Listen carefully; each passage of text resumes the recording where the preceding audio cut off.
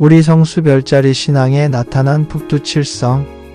북두칠성 고대부터 이어진 생명과 죽음, 염원의 별. 이 글은 한국 성수 별자리 신앙의 기원과 전개 양상을 고찰하며 특히 북두칠성이 우리 민족의 삶과 죽음, 그리고 염원 속에서 어떻게 중요한 신앙적 대상으로 자리매김했는지를 다각도로 조명한다. 고대 문헌 기록과 유적, 그리고 조선시대에 이르는 다양한 문화적 흔적을 통해 북두칠성 신앙의 깊이와 연속성을 밝히고 다른 별자리 신앙과의 관계 속에서 그 의미를 확장한다. 성수 별자리 신앙의 초기 기록과 고대인의 우주관. 우리 민족의 성수 신앙에 대한 최초의 문헌 기록은 삼국지 위서 완선비 동의전의 고구려와 예조에서 찾아볼 수 있다. 고구려에서는 영성이라는 신령스러운 별과 토지신에게 제사를 지냈으며 예에서는 별자리 성수의 징후를 살펴 그 해의 풍흉을 점쳤다고 기록되어 있다. 이는 하늘의 별이 인간의 기흉화복에 직접적인 영향을 미친다는 고대 한국인의 믿음을 보여준다. 후한의 사상가 왕충의 언급처럼 고대인들은 각자가 타고난 별에 따라 빈부귀천이 결정된다고 믿었으며 이는 별의 좀비대수가 곧 개인의 운명을 좌우한다는 성수관념을 반영한다. 유적에 나타난 성수신앙 고인돌과 고분벽화. 문헌 기록보다 더 거슬러 올라가는 성수신앙의 증거는 한반도 전역에서 발견되는 별자리 바위 구멍, 특히 고인돌의 덮개돌에 새겨진 별자리 구멍에서 찾을 수 있다. 청원군 문이면 아득이 마을의 별자리 돌파는 청동기 시대 작품임이 분명하며 이는 우리나라의 독자적인 천문학이 일찍부터 발달했음을 증명한다. 고인돌이 지배자의 무덤이자 제단으로 사용되었다는 점, 그리고 아득이 별자리 돌판이 석실 속 부장품으로 출토된 점은 고대 선조들이 사후세계에 대한 깊은 관념을 가지고 있었으며 별자리가 죽음과 사후세계와 밀접하게 연관되어 있었음을 시사한다. 청동기 및 초기 철기 시대 고조선 지역의 고인돌, 별자리 유적과 후대 고구려 및 예의 영성 제사, 별점 기록은 성수신앙의 일정한 맥락을 보여준다. 고분벽화에서도 별자리 그림은 빈번하게 나타난다. 2006년 기준 25기의 고구려 고분에서 별자리 그림이 발견되었으며 그중 19기인 76%에서 북두칠성이 그려져 있을 정도로 북두칠성에 대한 높은 관심도를 확인할 수 있다.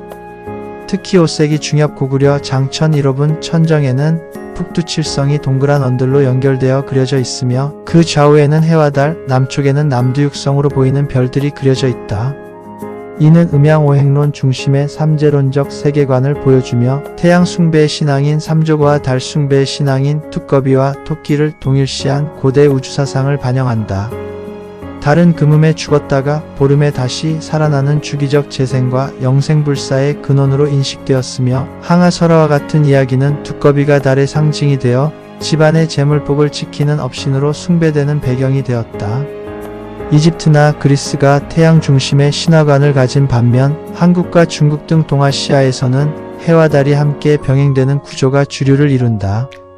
신라 석조장식관 뚜껑에서 남성 곁에 해와 북두칠성, 여성 곁에 달과 남두육성이 조각된 것 역시 이러한 맥락에서 이해할 수 있다. 북두칠성과 함께 주목받았던 다른 별자리들. 북두칠성 외에도 우리 선조들의 신앙 대상이 되었던 여러 별자리들이 있다. 남두육성은 북두칠성과 함께 빈번하게 고분벽화에 그려졌으며 이는 북두칠성이 죽음을, 남두육성은 삶을 주관한다는 종교적 신념을 보여준다. 천문유초에 따르면 남두육성은 하늘의 사당이자 깃틀로 정사를 헤아리고 어진 사람을 포상하며 병사와 수명의 기한을 관리한다고 한다. 삼태성은 덕흥리고분 등 고구려 고분벽화에 북두칠성과 함께 묘사되었으며 고려 왕릉 및 귀족 묘실 벽화에서도 나타난다. 천문유초는 삼태성이 병난을 없게 하고 삼공의 지위로 덕을 베풀며 수명과 종실, 병사를 주관한다고 설명한다. 삼불제석과 삼신할머니 기원신화인 당금애기의 삼형제 이야기와도 관련이 있어 우리 결에게 친연한 신앙적 의미를 지닌다. 노인성은 남부지방에서만 볼 수 있는 보기 어려운 별로 노인성을 보면 오래 살 수 있다고 믿어 수성 수노인으로 불렸다. 회갑축하와 장수축원을 위해 노인성을 인격화한 신선도가 많이 그려졌다. 좀생이별 묘수는 작은 별들이 모여 있다고 해서 붙여진 이름으로 음력 2월 초였은 날 저녁 이 별과 달의 거리를 보고 그 해의 풍흉을 점치는 좀생이보기 풍속이 전국적으로 전승되었다. 북두칠성의 신앙적 의미와 계승. 고대 중국의 천문학 기록인 회남자 천문운에서는 북두칠성의 자루인 두 표가 1년 12달을 차례대로 나타낸다는 의미에서 소세라고 하였다. 즉 북두칠성의 자루가 가리키는 방향 두 건에 따라 그 달을 정할 수 있다고 인식했다. 사기천간서와 천문유초에서도 북두칠성을 천재가 타는 수레, 칠정 1호로성의 중추이자 음양의 본원으로 하늘의 중심을 운행하며 사방을 통제하고 음양을 나누며 사시와 오행을 고르게 하는 매우 중요한 별로 여겼다. 이러한 북두칠성의 특별한 위상은 조선 태종의 언술에서도 확인된다. 1416년 태종은 다른 신들을 제사 지내는 것과 관련하여 내가 눈으로 접하고 경배할 수 있는 것은 북두칠성뿐이다 라고 말할 정도로 북두칠성을 각별히 중요하게 여겼다. 우리 결의의 이러한 북두칠성 성수관념은 청동기 시대 고인돌의 별자리 구멍 유적에서부터 고려의 마지막 벽화 성수도에 이르기까지 면면이 이어져 왔다. 선사시대부터 북두칠성을 충분히 인식하고 있었으며 지배층의 무덤에서 발견되는 사실은 북두칠성을 비롯한 별들이 당시 사람들의 사후세계관념과 긴밀한 관계에 있었음을 보여준다.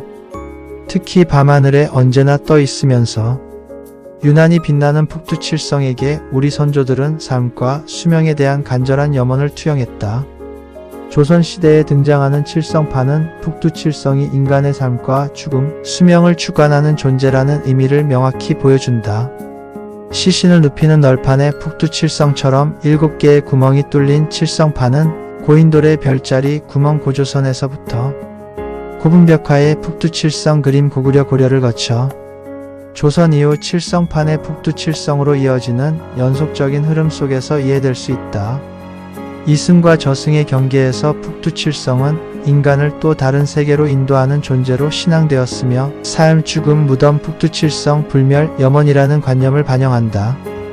김만태 교수는 기존 학계가 조선시대 칠성판을 별개로 인식했던 것과 달리 칠성판을 고려 후기까지 고분에 나타났던 북두칠성 별자리 그림이 또 다른 양상으로 보며 연속적인 관점을 제시한다. 천문학적 사실만 본다면 밤하늘의 중심인 북극성이 신앙의 대상이 되어야 할지 모르나 성수신앙은 하늘의 객관적 질서보다는 이를 신앙의 대상으로 여기는 인간의 주관적 관념이 훨씬 중요했다.